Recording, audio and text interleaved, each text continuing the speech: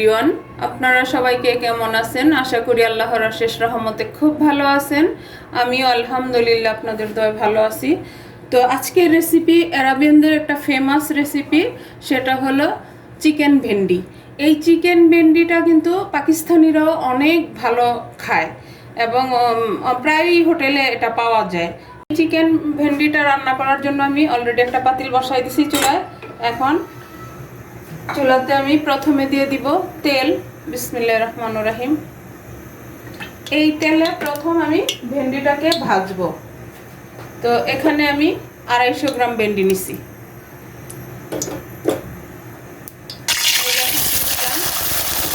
আর এই ভেন্ডিটা ভাজার সময় তেলটা একটু অনেক গরম করে নেবেন। এখন আমি ভেন্ডিটাকে ভাজবো।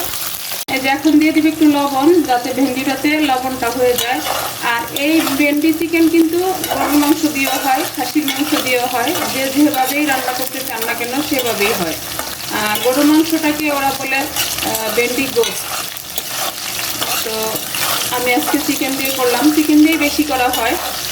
তো যাই হোক, আজকের এই রেসিপিটা যদি আমার ভাই বোন আপনাদের একটু পছন্দ হয় তাহলে আমার চ্যানেলটাকে সাবস্ক্রাইব করবেন, লাইক করবেন, শেয়ার করবেন এবং কমেন্টস করবেন। আর যারা ফেসবুক পেজ থেকে দেখতেছেন তাদের উদ্দেশ্যে বলি, আপনারা লাইক শেয়ার কমেন্টস করে দেবেন প্লিজ আমার ভাই বোনেরা।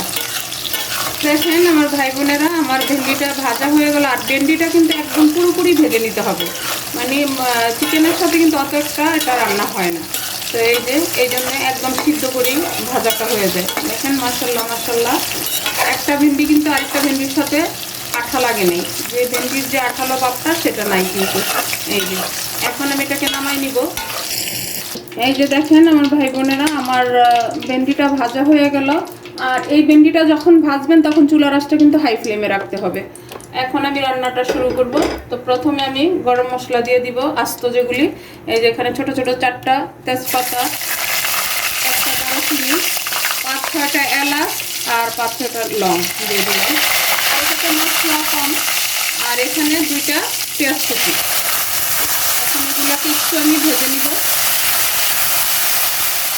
এখন আমি একে একে সবগুলি মশলা দিয়ে দিব। প্রথমে তো দিব আমি আদা রসুন পেস্ট, 1.5 চামচ দিয়ে দিলাম আমি আদা রসুন পেস্ট। এখন দিব আমি স্বাদ মতো লবণ। লবণ তো যার যার টেস্ট অনুযায়ী দিয়ে নেবেন। এই যে এখন দিব 1 চামচ মরিচ গুঁড়া, 1 চামচ দিব হলুদ গুঁড়া, 1 চামচ দিব ধনে গুঁড়া, আর জিরা গুঁড়াটা তো পরেই দিব। এখন একটু পানি দিয়ে প্রথমে আমি মশলাটাকে কষাই নিব। এখন আমি মশলাটাকে একটু কষাই নিব। এই পর্যায়ে দিয়ে দিব আমি টমেটো। এখানে আমার 2টা টমেটো আছে, ধুয়ে কেটে পরিষ্কার করে রাখছি এখানে। এখন দিয়ে দিলাম।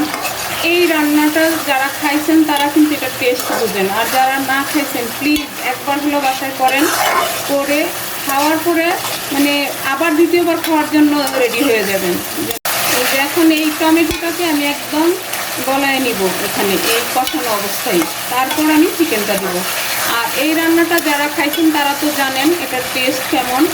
আর আমার যে ভাই বোনেরা খাননি তারা প্লিজ একবার বাসায় ট্রাই করেন, কারণ চিকেন এখন তো ভেন্ডির মৌসুম, ভেন্ডি তো পাওয়াই যায়। এই ভেন্ডি চিকেনটা রান্না করে একদম সহজ উপায়ই করা যায়, আর ঘরোয়া উপকরণ দিয়ে, মশলাও কিন্তু তেমন কিছু না। এই যে দেখেন আমার টমেটোটা কিন্তু অলমোস্ট গলে আসছে। এই পর্যায়ে আমি চিকেনটা দিয়ে দিব। আর 250 গ্রাম ভেন্ডির জন্য কিন্তু আমি 500 গ্রাম চিকেন নিচ্ছি। এটাও ধুয়ে পরিষ্কার করে রেডি করে রাখছি। এখন এটাকে আমি ভালোভাবে একটু কষাই নিব। দেখেন চিকেন থেকে কিন্তু অলমোস্ট পানিটা বের হয়ে আসছে। এখন এটা একদম শুকাই নিব। কষাতে কষাতে আমি এই পানিটাকে শুকাই নিব। কষানোর মতোই আমার চিকেনটা রান্না হয়ে যাবে। তো প্রবাসে যে ভাইয়েরা আসেন তাদের উদ্দেশ্যে বলি, আমাদের এখানে তো চিকেনটাই খাওয়া হয়, যদি এটার সাথে একটু সবজি দেওয়া যায় তাহলে মন্দ কি। যদি আমরা এই ভেন্ডি চিকেনটা করি তাহলে কিন্তু গরম ভাতের সাথে আর কোনো কিছুই লাগবে না। এখন এই পর্যায়ে আমি দিয়ে দিব, এই যে চিড়ে রাখছি আমি 6টা কাঁচামরিচ দিয়ে দিলাম।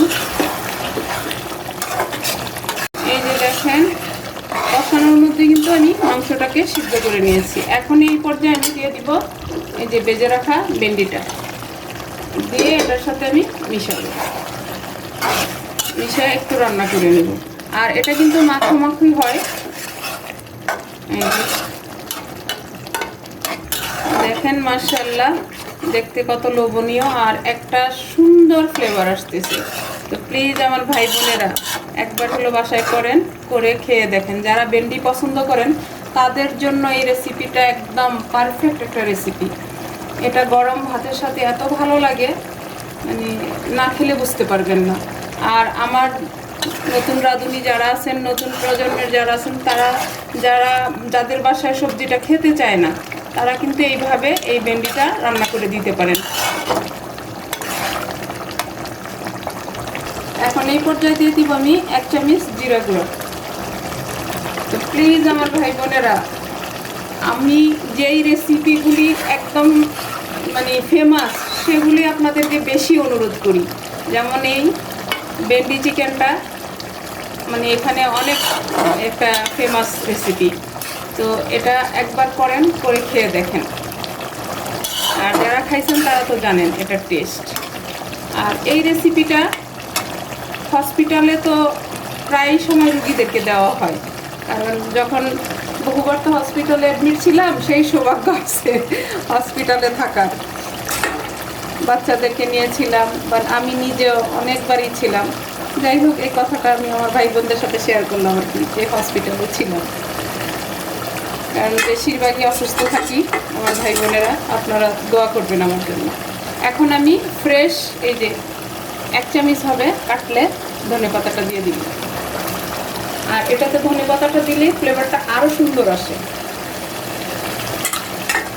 তো অলমোস্ট হয়ে গেছে আমার ভেন্ডি চিকেন। এই যে দেখেন, এই যে ভেন্ডিটা কিন্তু একদম আস্ত আস্ত, আর ভেন্ডিটার থেকে কোনো আঠালো ভাবটাও বের হবে না, কারণ ওই যে ভাজা হয়েছে না, তখনই আঠালো ভাবটা শেষ হয়ে গেছে। এখন এটাকে আমি নামাই নিব, নামায় সার্ভ করে আপনাদের সাথে শেয়ার করতেছি আমার ভেন্ডি চিকেনটা কেমন হলো। যে দেখেন আমার প্রিয় ভাই বোনেরা, আমার ভেন্ডি চিকেন রান্না করা হয়ে গেল। মাশাল্লাহ মাশাল্লাহ, এত টেস্টি হয়েছে, মানে আমার বাচ্চারা তো বলতেছে আম্মু এখনই খাবো। তো আমি বললাম অন্তত একটু সার্ভটা করি, তারপর তোমাদেরকে খেতে দিতেছি। তো যাই হোক, আজকের এই ভেন্ডি চিকেন বাসায় একবার হলো ট্রাই করেন। আপনাদের কাছে বিশেষভাবে আমার অনুরোধ, এই রান্নাটা যারা ভেন্ডি পছন্দ করেন আর যারা না খান তাদের তো কথাই নেই, তারাও যদি একবার ট্রাই করেন তাহলে এটার প্রেমে পড়ে যাবেন। এত টেস্টি হয় এই ভেন্ডি চিকেনটা। তো আজকে আমার এই ভেন্ডি চিকেনটা কার কার পছন্দ হলো প্লিজ আমাকে কিন্তু অবশ্যই জানাবেন। আর আমার প্রিয় ভাই বোন যারা পুরানো আছেন তাদেরকে অসংখ্য ধন্যবাদ, আর যারা নতুন আছেন তাদেরকে আমার চ্যানেলে স্বাগতম। প্লিজ আমার চ্যানেলে আপনারা লাইক, শেয়ার, কমেন্টস করেন এবং আমার ভিডিওগুলি দেখেন। তো যাই হোক, আজকে আমার ভেন্ডি চিকেন রান্না করা শেষ হয়ে গেল। আমি আপনাদের কাছ থেকে বিদায় নিব, আবার নতুন কোনো রেসিপি নিয়ে আসবো। আল্লাহ হাফেজ।